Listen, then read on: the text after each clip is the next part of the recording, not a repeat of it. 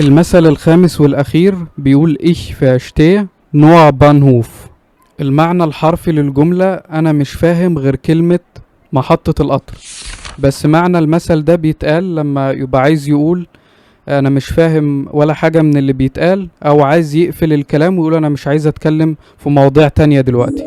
أصل المثل ده جه من قصة في آخر الحرب العالمية الأولى. كان الجنود الألمان مرهقين وتعبانين جدا من الحرب الطويلة، وكانوا كل اللي بيفكروا فيه هو الرجوع للبيت، انه يوصل المحطة البانهوف ويركب القطر ويروح. فلما كان حد يكلمهم في اي موضوع سواء سياسي او عسكري او اي حاجة تانية، كان يقول له Ich verstehe nur Bahnhof. انا مش فاهم غير كلمة محطة القطر، يعني انا كل اللي في دماغي دلوقتي هو الرجوع للبيت. فمن هنا طلع المثل ده، وبقوا الألمان بيقولوه في حياتهم اليومية لما يبقى عايز يقول أنا مش فاهم حاجة، أو لو عايز يقول أنا فصلت خلاص ومش قادر أتكلم دلوقتي. Ich verstehe nur Bahnhof.